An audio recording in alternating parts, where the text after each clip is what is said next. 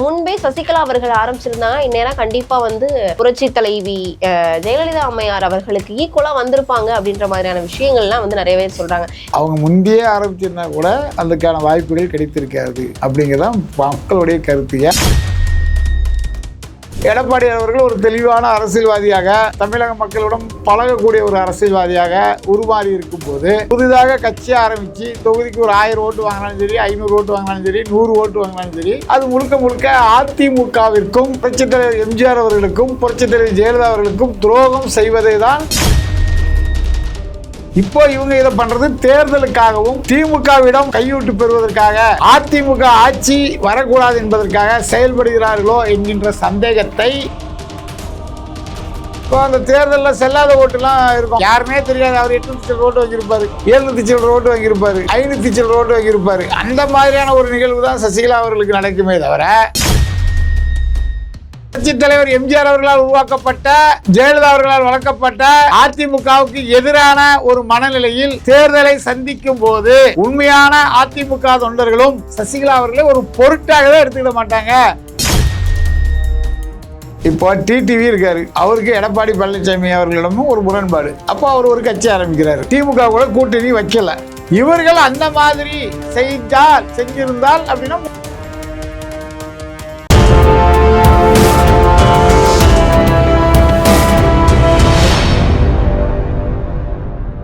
You Tamil நேயர்களுக்கு வணக்கம். நான் உங்கள் பிருந்தா சங்கர். இன்று நம்மோடு சிறப்பு விருந்தினராக இணைந்திருப்பது தமிழ்நாடு நாடார் சங்க தலைவர் முத்து ரமேஷ் நாடார் அவர்கள். வணக்கம். எப்படி இருக்கீங்க? நல்லா இருக்கேன். இப்போ சசிகலா அவர்கள் கடந்த மாதம் பார்த்தீங்க அப்படின்னா அவர்களுடைய கொடியை வந்து அறிவிச்சிருந்தாங்க. இன்னைக்கு அவர்களுடைய சின்னத்தையும் கட்சியிலுடைய பெயரையும் அறிவிச்சிருக்காங்க. அனைத்து இந்திய புரட்சி தலைவர் மக்கள் முன்னேற்ற கழகம் அப்படின்றது தான் அவர்களுடைய கட்சியுடைய பெயரா இருக்கு. அதான் வந்து முன்பே வந்து நம்ம சொன்ன மாதிரி தான் சார், காலத்தை பயிர் செய் அப்படின்ற ஒன்று சொல்லுவாங்க. அதை முன்பே சசிகலா அவர்கள் ஆரம்பிச்சிருந்தாங்க இந்நேரம் கண்டிப்பா வந்து புரட்சி தலைவி ஜெயலலிதா அம்மையார் அவர்களுக்கு ஈக்குவலா வந்திருப்பாங்க அப்படின்ற மாதிரியான விஷயங்கள்லாம் வந்து நிறைய பேர் சொல்றாங்க. ஏன்னா அதான் காலத்தை பயிர் செய்யறப்ப முன்பே ஆரம்பிச்சிருந்தாங்கன்னா கண்டிப்பா அவங்களுக்கு ஒரு மிகப்பெரிய ஒரு வரவேற்பு கிடைச்சிருக்கும். இப்போ அது வந்து கிடைக்கிறதுக்கு வாய்ப்பு இல்லை அப்படின்னு சொல்றாங்களே, இதை நீங்க எப்படி பாக்குறீங்க? இல்லை, அவங்க முந்தையே ஆரம்பிச்சிருந்தா கூட அதுக்கான வாய்ப்புகள் கிடைத்திருக்காது அப்படிங்கிறதான் மக்களுடைய கருத்து. ஏன்னு சொன்னீங்கன்னா அவங்க வந்து ஒரு குற்றவாளியாக பரப்பராக்கரகர சிறையில் பல ஆண்டுகள் இருந்துவிட்டு வெளியே வந்துட்டு ஒரு கட்சி ஆரம்பிக்கிறேன்னு சொன்னால் அது எப்படி மக்கள் ஏற்றுக்கிடுவாங்க? அந்த வகையில் அவங்க அப்பா ஆரம்பித்தாலும் சரி, இப்போ ஆரம்பித்தாலும் சரி, எப்போ ஆரம்பித்தாலும் சரி, அதுக்கான வரவேற்புகள் ஒன்றும் இருக்காதுன்றது தான் உண்மை. இப்போ இந்த இடத்துல வந்து ஜானகி அம்மையார் அவர்களை பற்றி நம்ம சொல்லலாம். ஜானகி அம்மையார் அவர்கள் புரட்சித் தலைவர் எம்ஜிஆர் அவருடைய மறைவுக்கு பிறகு 24 நாட்கள் தமிழகத்தினுடைய முதல் பெண் முதலமைச்சராக பதவியேற்றவர். இருந்தாலும் கூட அதுக்கப்புறம் கட்சி வந்து 2ஆக உடைந்து அவங்க இரட்டைப்புறா சின்னத்திலும் இவங்க முன்னாள் ஜெயலலிதா அவர்கள் சேவல் சின்னத்திலும் நின்று இவங்க 27 தொகுதி, அவங்க 2 தொகுதி தான் ஜெயிக்க முடிஞ்சுது. அதுவும் மிகப்பெரிய நடிகர் சிவாஜி கணேசன் கட்சியுடைய கூட்டணி வச்சு அப்படின்னு பார்க்கும்போது நமக்கு அரசியல் சரிப்பட்டு வராது.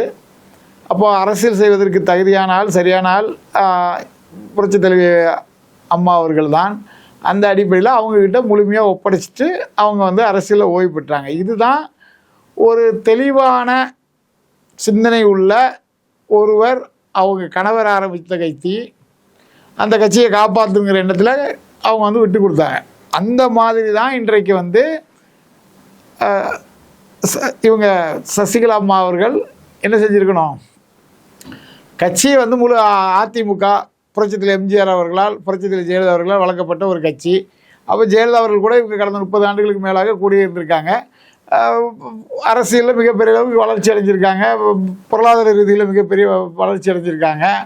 அப்படிலாம் இருக்கும்போது எடப்பாடி அவர்கள் ஒரு தெளிவான அரசியல்வாதியாக, எளிமையான அரசியல்வாதியாக, தமிழக மக்களுடன் பழகக்கூடிய ஒரு அரசியல்வாதியாக உருமாறி இருக்கும்போது புதிதாக கட்சி ஆரம்பித்து தொகுதிக்கு ஒரு 1000 ஓட்டு வாங்கினாலும் சரி, 500 ஓட்டு வாங்கினாலும் சரி, 100 ஓட்டு வாங்கினாலும் சரி, அது முழுக்க முழுக்க அதிமுகவிற்கும் புரட்சித் தலைவர் எம்ஜிஆர் அவர்களுக்கும் புரட்சித் தலைவர் ஜெயலலிதா அவர்களுக்கும் துரோகம் செய்வதை தான் என்ன சொல்லும், எடுத்து சொல்லும். நீங்கள் சொன்ன மாதிரி முன்னே ஆரம்பிச்சிருக்கலாம். இப்போ அம்மா மக்கள் முன்னேற்ற கழகம் டிடிவி தினகரன் அவங்க ஆரம்பித்தாங்க, அவங்க தனியாக நின்னாங்க. அப்போ அந்த கட்சியே உங்களோட கட்சின்னு தான் பேசப்பட்டது.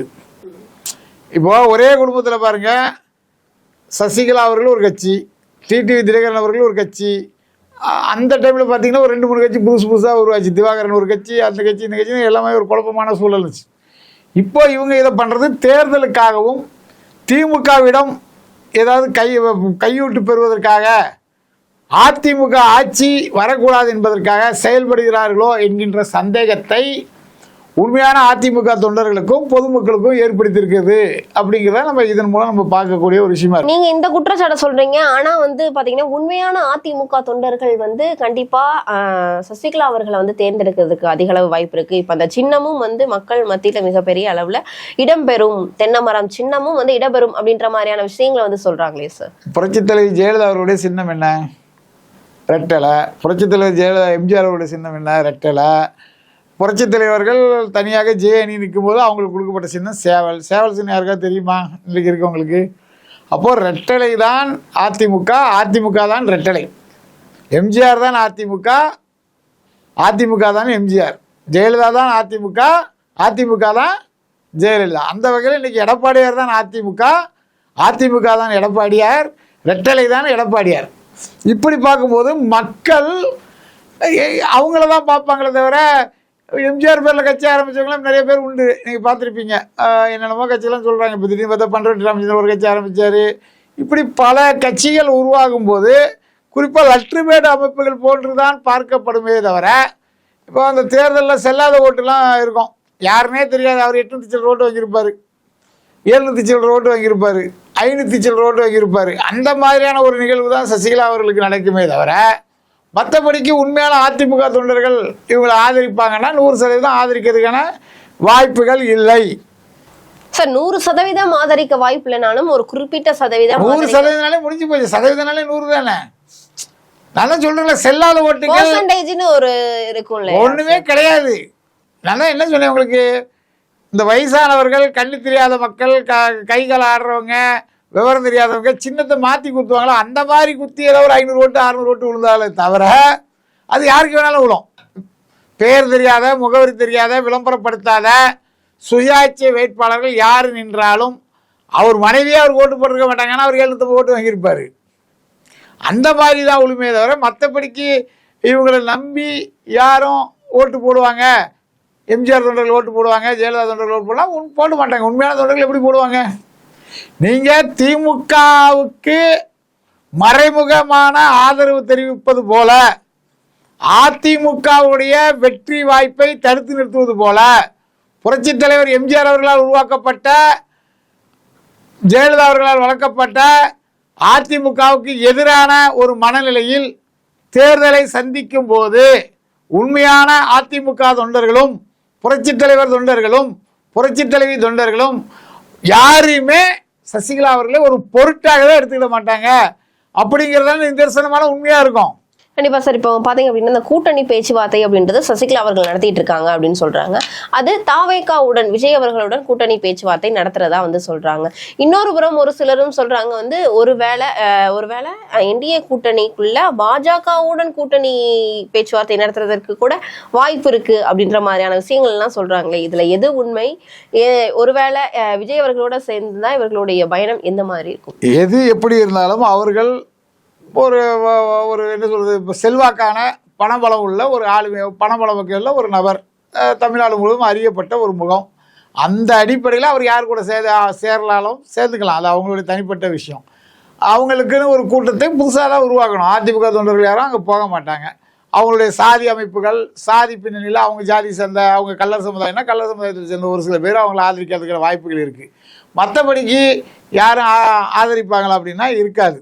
அதனால் விஜய் கூட கூட்டணி வச்சாலும் சரி தான், என்டிஏ கூட கூட்டணி வச்சாலும் சரி தான், திமுக கூட கூட்டணி வச்சாலும் சரி தான், யாரு கூட கூட்டணி வச்சாலும் எப்படி வைத்தாலும் அவர்களை மதித்து அவர்களுக்காக ஒரு தொகுதி 2 தொகுதி கொடுப்பாங்களே தவிர மற்றபடிக்கு எந்தவித அரசியலில் ஒன்றுமே ஆகாது. அவர்கள் செய்வது முழுக்க ஜெயலலிதா அவர்களுக்கும் எம்ஜிஆர் அவர்களுக்கும் செய்யக்கூடிய துரோகமாக தான் இந்த கட்சியை பொதுமக்கள், எம்ஜிஆருடைய உண்மையான தொண்டர்கள் பார்ப்பார்கள் அப்படிங்கிறத நான் உறுதிப்பட தெரிவிச்சுக்கிறேன். கண்டிப்பா சார். இப்போ நீங்க சொல்றதை பார்த்தா இவங்களுடைய கட்சியால அதிமுகவுக்கு எந்த ஒரு பின்னடைவும் எந்த ஒரு சரிவும் ஏற்படாது அப்படின்னு சொல்றீங்க. ஆனா அவர்கள் வந்து மக்கள் மத்தியில மிகப்பெரிய அளவுல அந்த கட்சியை கொண்டு போய் சேர்க்கணும் அப்படின்றதுல பயங்கர மும்பரம் காட்டுறதா வந்து சொல்றாங்க. ஏன்னா அந்த கொடியில பாத்தீங்க அப்படின்னா அண்ணா அவர்களுடைய புகைப்படம், எம்ஜிஆர் அவர்களுடைய புகைப்படம், அப்புறம் ஜெயலலிதா அம்மையார் அவர்களுடைய புகைப்படம் இருக்கு. அப்படின்றப்போ மக்களுடைய மனநிலை அந்த இடத்துல என்னவா இருக்கும் அப்படின்ற ஒரு கேள்வியும் இருக்குது. மக்களுடைய மனநிலை மிக தெளிவாக, நீங்க வந்து கருப்பு வெள்ளை சிகப்பு போட்டுட்டால் அது அதிமுக அப்படிங்கிறதெல்லாம் கிடையாது. அவங்களுடைய சின்னம் ரெட்டலை. எம்ஜிஆரால் உருவாக்கப்பட்ட கொடி அண்ணா உருவம் பதித்த கொடி, ஜெயலலிதா அவர்களால் வளர்க்கப்பட்ட கொடி அண்ணா உருவம் பதித்த கொடி. எம்ஜிஆரே என்ன சொன்னாங்கன்னா, நம்ம கட்சியுடைய கொள்கை என்னன்னு கேட்டதுக்கு அண்ணாயிசம்னு சொன்னாங்க. அதுதான் இங்கே பேசப்படுமே தவிர, அதிமுக வெளியே போனவங்க, ஓரங்கட்டப்பட்டவங்க, ஓடி ஒளிஞ்சவங்க, காணாமல் போனவங்க, இவங்களெல்லாம் வந்துட்டு நாங்கள் புதுசாக எம்ஜிஆர் பேரில் ஒரு கட்சி ஆரம்பிக்கிறோம், புதுசாக ஒரு சின்னத்தை கொண்டு வரோம், எம்ஜிஆர் படத்தை நாங்கள் போடுறோம், அண்ணா படத்தை போடுறோம், ஜெயலலிதா படத்தை போடுறோம் அப்படின்னு சொன்னால் யாரும் என்ன பண்ணுவாங்க? வாக்களிக்கிறதுக்கு வாய்ப்புகள் கிடையாது. நீங்க வந்து சசிகலா அவர்களை வந்து துரோகம் பண்ணிட்டாங்க அப்படின்னு பலரும் பல விதத்துல வந்து சசிகலா அவர்களை வந்து பேசுறாங்க. அப்படி பார்த்தா ஓபிஎஸ் அவர்கள் வந்து அதிமுக இருந்துட்டு திமுக, அதாவது எவ்வளவு பெரிய கட்சியை வந்து நம்ம எதிர்த்தோமோ அந்த கட்சியிலேயே போய் இருக்காரு. இவங்க அந்த மாதிரி பண்ணல இல்ல. அதாவது திமுக இருந்து மக்களை காப்பாற்றணும் அப்படின்ற ஒரு எண்ணம், நல்ல எண்ணம் இருக்க போய் புதியதாதான கட்சி உண்மையாகவே திமுகவை வீழ்த்த வேண்டும் என்கிற நல்ல எண்ணம் இருந்தால் எனக்கு எந்த பதவியும் தேவையில்லை. அதிமுக முழுமையாக வெற்றி பெற வேண்டும், திமுகவை வீழ்த்த வேண்டும். புரட்சித் தலைவர் எம்ஜிஆரால் ஜெயலலிதாவால் தீய சக்தி என்று கடுமையாக விமர்சனிக்கப்பட்ட கருணாநிதி குடும்பம் மீண்டும் ஆட்சிக்கு வரக்கூடாது.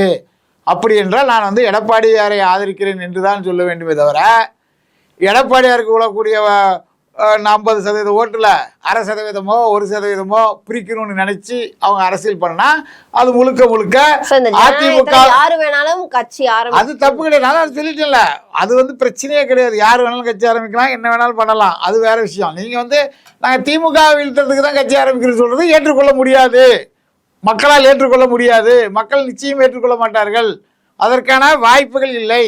நீங்கள் செய்யக்கூடிய செயலை ஒரு துரோக செயலாக தான் பார்ப்பார்கள். கிட்டத்தட்ட அதுதான் உண்மை அப்படிங்கிறதானே சொல்ல முடியும். நீங்க உண்மையாகவே உங்களுக்கு பதவி ஆசை கிடையாது, புரட்சித் தலைவர் எம்ஜிஆர் புரட்சித் தலைவர் ஜெயலலிதா கண்ட கனவு போல தீய சக்தி திமுக ஆட்சிக்கு வரக்கூடாது அப்படின்னா நீங்க என்ன பண்ணுவீங்க? உங்களுக்கு எதுக்கு தனியா கட்சி? எதுக்கு உங்களுக்கு தனியா கட்சி? சரிங்க சார். அப்படி பார்த்தா சசிகலா அவர்கள் சொல்லிதான் இப்போ எடப்பாடி அவர்களுக்கு இவ்வளவு பெரிய பொறுப்பே வந்திருக்கு அப்படின்ற ஒரு விஷயமும் இருக்குது இல்லையா? அதுக்கப்புறம் நடந்த பொதுக்குழு, எத்தனை பொதுக்குழு நடக்கப்பட்டிருக்கிறது. நீங்கள் அந்த டைமில் அவங்க பொதுச் செயலராக அறியப்படுற டைமில் முதல்வராக எடப்பாடி பழனிசாமி அவர்கள் ஆக்கினதை பற்றி கேட்டுட்டு இருக்கீங்க. அதற்கப்புறம் பொதுக்குழு கூட்டம் எத்தனை கூட்டம் நடந்திருக்குது? அவர் அதிமுகவுடைய தொண்டர்களுடைய பொதுச் செயலராக இருக்காரா? சசிகலா தான் அவங்கள வந்து நேரடியாக பொதுச் செயலர் பதவிக்கு அமர்த்துறாங்களா? இப்போ டிடிவி இருக்காரு, அவருக்கு எடப்பாடி பழனிசாமி அவர்களிடமும் ஒரு முரண்பாடு. அப்போ அவர் ஒரு கட்சி ஆரம்பிக்கிறாரு. அவர் திமுக கூட கூட்டணி வைக்கலை. அப்போ அவரை வந்து மறுபடியும் இவங்க வந்து என்டிஏ கூட்டணியில் இணைக்கிறாங்க. இன்றைக்கி வந்து 2 பேரும், அவர் பச்சை தமிழர் எடப்பாடி பழனிசாமி முதலமைச்சராக வர வேண்டும்னு சொல்கிறாரு, இவங்க இருக்கிறாங்க. இது வந்து ஒரு கூட்டணியில் அட்ஜஸ்ட் பண்ணி போகுது. ஒன்று, இவர்கள் அந்த மாதிரி செஞ்சிருந்தால் அப்படின்னா முன்னாடியே செஞ்சுருக்கணும். தேர்தல் டைமில் எடப்பாடியார் அவர்களுக்கு நெருக்கடி கொடுக்குற வகையில் அதிமுக கலரில் அதிமுக கொடியில் இருக்கக்கூடிய அண்ணா படத்தையும் எம்ஜிஆர் படத்தையும் ஜெயலலிதா படத்தையும் போட்டு ஒரு கட்சி ஆரம்பிக்கிறேன்னு சொன்னால் முழுக்க முழுக்க நீங்கள் வந்து திமுகவுக்கு விலை போனதாக தானே அர்த்தம். அப்படி தானே பொதுமக்களால் பார்க்கப்படும். அவங்களுக்கு பல்வேறு நோக்கங்கள் இருக்கலாம். ஒரு காலத்தில் அவங்க அதிமுகவில் பொதுச் செயலராக கூட இருந்திருக்கலாம். ஆனால் அதிமுகவுடைய தொண்டர்களும் பொதுக்குழு உறுப்பினர்களும் செயற்குழு உறுப்பினர்களும் யாரை தேர்ந்தெடுக்கிறாங்களோ அவங்க தானே பொதுச் செயலராக இருக்க முடியும். உண்மையாகவே நீங்கள் என்ன பண்ணணும்? அதிமுக மறுபடியும் உறுப்பினராக சேரணும். சேர்ந்து நான் வந்து பொதுச் செயலருக்கு நிற்கிறேன்னு சொல்லி நின்று அப்படி ஜெயிச்சு வந்தால் தான் நீங்கள் அதை பற்றி பேச முடியுமே தவிர, ஜனநாயக முறைப்படி எம்ஜிஆர் அவர்களுடைய தொண்டர்களாலும் புரட்சித் தலைவர் ஜெயலலிதா அவர்களுடைய தொண்டர்களாலும் பொதுச் செயலாளராக தேர்வு செய்யப்பட்ட அண்ணன் எடப்பாடி பழனிசாமி அவர்களை நீங்கள் நாங்கள் தான் உருவாக்குறேன்னு சொல்கிறதும் நகைச்சுவைக்குரியதாக ஆகிடும். மற்றபடி நீங்கள் அதை பற்றி எது பேசினாலுமே ஆயிடும். ஏன்னா அவர் ஜனநாயக முறைப்படி சட்டப்படி தேர்வு செய்யப்பட்ட ஒரு பொதுச் செயலாளர். அதே பன்னீர்செல்வம் விஷயத்தில் நீங்கள் பார்த்தீங்கன்னா அவர் கட்சிக்கு துரோகம் பண்ணி கட்சி அலுவலகத்தை அடித்து அவருடைய சாதி ரவுடிகளை வச்சு அடித்து அவங்க சாதி குண்டர்களை வச்சு அடித்து கட்சிக்கு மிகப்பெரிய துரோகம் செய்தார். அவர் மறைமுகமாக திமுக கூட்டணியில் இருக்கிறார் அப்படின்னு தொடர்ந்து விமர்சிக்கப்பட்டது. அப்போ அது உண்மை என்பது போல நம்ம மறைமுகமாக எதுக்கு திமுகவில் இருக்கணும், நேரடியாக திமுகவுக்கு போயிடணும் போயிருக்காரு. அவர் தான் போயிருக்காரே தவிர அவர் கூட இருந்த அமைச்சர்கள் யாராவது போனாங்களா? வெள்ளமண்டி நடராஜன் போனவர்கள், ராமச்சந்திரன் போன்ற சட்டமன்ற முன்னாள் சட்டமன்றத்துக்குலாம் நாங்கள் செத்தாலும் சாவுமே தவிர திமுக போன்ற கட்சிக்கு போக மாட்டோம். தங்கள் வாழ்நாளெல்லாம் கடைசி வரைக்கும் திமுகவையும் கருணாநிதி குடும்பத்தையும் எதிர்த்த ஜெயலலிதா வழி வந்தவர்கள் நாங்கள், புரட்சித் தலைவர் எம்ஜிஆர் வழி வந்தவர்கள் நாங்கள், எங்களுக்கு எந்த சமரசமும் கிடையாது, இந்த பன்னீர்செல்வம் செய்த துரோகத்தை நாங்கள் செய்ய மாட்டோம் அப்படின்னு சொல்லி அவங்க அதிமுகவில் போய் சேர்ந்தாங்களா இல்லையா? அப்போ அந்த மாதிரி லட்சக்கணக்கான தொண்டர்கள் இருக்காங்களா இல்லையா? பன்னீர்செல்வத்தை ஒரு தலைவர் என்று நம்பி ஏமாந்து போன தொண்டர்கள் எவ்வளோ பேர் இருந்தாலும் அவங்களெல்லாம் இன்னைக்கு எடப்பாடி பழனிசாமி அவர்கள் தன்னுடைய கட்சியில் சேர்த்துக்கிறாரா இல்லையா? இவங்களாம் பழனிசாமி மாதிரி துரோகம் பண்ணிட்டு போனாங்க அப்படின்னு சேர்க்காம இருக்காரு. அவர் பன்னீர்செல்வம் செய்தது தவறு. அப்போ அந்த பன்னீர்செல்வம் கட்சிகளை நம்ம என்னதான் இருந்தாலும் சேர்க்கக்கூடாதுங்கிறது அவர் கொள்கை. இவர் 3 முறை முதலமைச்சராக இருந்தவர். அவர் விஜய்கிட்ட போய் நிற்க முடியாது. ஸ்டாலின் தேய்ச்சி போய் நிற்போம், ஐயா ஸ்டாலின் அவர்களே என்னை திமுக சேர்த்துக்கணும்னு நின்றுருக்காரு. அவ்வளோதான் விஷயம். மற்றபடிக்கு இதில் ஒன்றும் கிடையாது. அவர் பன்னீர்செல்வம் சசிகலா இவங்களாம் ஒன்றா ஒத்த கருத்தோட இருந்தால் அவங்களாம் எதுக்கு புதுசு புதுசாக கட்சி ஆரம்பிக்காங்க? எல்லாரும் ஒன்றா அம்மா மக்கள் முன்னேற்றத்துக்கு சேர வேண்டியதானே. பன்னீர்செல்வத்துடைய பாஸ் யார்? டிடிவி தினகரன் அவர்கள் தானே. அவரோட பாஸ் கட்சியில் போய் சேர்ந்துருக்க வேண்டியதானே. அப்போ சசிகலாவுக்கு தனியாக ஒரு கட்சி, இதை தான் இன்னைக்கு மக்கள் பார்க்குறாங்களே தவிர தனியாக கட்சி ஆரம்பித்து ஒன்றும் பண்ண போகிறதில்ல. அவங்களோட பணம் இருக்கலாம், விளம்பரப்படுத்தலாம், பெரிய லெவலில் தமிழ்நாடு முழுவதும் விளம்பரம் பண்ணலாமே தவிர மக்களிடம் எந்த ஆதரவும் இருக்கிறதுக்கான வாய்ப்புகள் கிடையவே கிடையாது. இல்ல அவர்களுக்கு வேட்பாளர்களை நியமிக்கிற அளவுக்கு அவங்களுக்கு கெப்பாசிட்டி இருக்குன்னு அவங்க நினைக்கிறாங்க. திமுகவிலையும் அதிமுகவிலையும் தாவேக்காலையும் விருப்ப மனு போட்டு எம்எல்ஏ சீட்டு கிடைக்காதவங்களாம் வரிசையாக நின்று வாங்கிட போகிறாங்க. இது ஒரு பெரிய விஷயமா? இல்ல 234 மக்களுக்கு அவர்களுக்கு பரிச்சயமான ஒரு முகமா இருக்கும். பரிச்சயங்கள்லாம் கிடையாதுங்க. இப்போ அதிமுகவில் சீட்டு கேட்காங்க, கிடைக்கல. திமுகவில் சீட்டு கேட்காங்க, கிடைக்கல. தாவேக்கால சீட்டு கேட்காங்க, கிடைக்கல. அப்போ அந்த அதிருப்தியாளர்கள் கொஞ்சம் பணம் வச்சுருக்காங்க, நம்ம தேர்தல் சும்மா வச்சு நின்று பார்ப்போம், நம்ம தேர்தலில் நிற்கணும் அப்படிங்கிறபோது அவங்களுக்கு ஒரு ஒரு ஒரு வடிகாலாக இந்த கட்சி அமைகிறது இல்லை. அந்த வகையில் அவங்களுக்கு இவங்களெல்லாம் முடிஞ்சதுக்கப்புறம் அவங்க கட்சியில் புதுசு புதுசாக ஆட்கள் வர்றதுக்கான வாய்ப்புகள் இருக்குது. சீட்டு கிடைக்காத நபர்கள், உதாரணத்துக்கு பன்னீர்செல்வம் அவர்களுக்கு திமுக சீட்டு இல்லைன்னா அவரே சசிகலா கட்சியில் போய் சேர போகிறாரு. இது ஒரு பெரிய விஷயமா? சீட்டு எங்கே கொடுக்குறாங்களோ அங்கே தான் நாங்கள் போவோம். எங்களுக்கு பதவி இல்லாம இருக்க முடியாது. பன்னீர்செல்வத்தை அவர்களை திமுக சபாநாயகர் ஆக்குற வரைக்கும் ஒரு பேச்சுவார்த்தை சபாநாயகர் ஆகலாம். முதல்ல அதுக்கு ஜெயிக்கணும். 118 தொகுதி ஜெயிச்சு முதலமைச்சர் ஆகணும், அந்த கட்சி ஆட்சியை பிடிக்கணும். அதுக்கப்புறம் தான் சபாநாயகரை தேர்ந்தெடுக்க முடியும். அதுக்கான வாய்ப்புகள் சூழல் தற்போது கிடையாது. அப்படி இருக்கும்போது அவரை இன்னும் ஒரு 5 வருஷம் கழிச்சு சபாநாயகர் ஆக்கலாமா? அது வரைக்கும் என்னென்ன நடக்குதுங்கிறது பொறுத்து தான் பார்க்கணும்.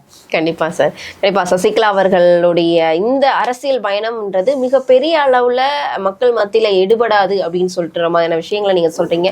பொறுத்திருந்ததெல்லாம் பார்க்கணும். அதற்கு 2026 தேர்தலுக்கு பின்பு நீங்க சொல்ற விஷயத்துக்கு விடை கிடைக்கும். அரசியல் ரீதியா இருக்கக்கூடிய பல்வேறு விவரங்கள் எங்களோட பகிர்ந்தமைக்கு நன்றி. நன்றிமா.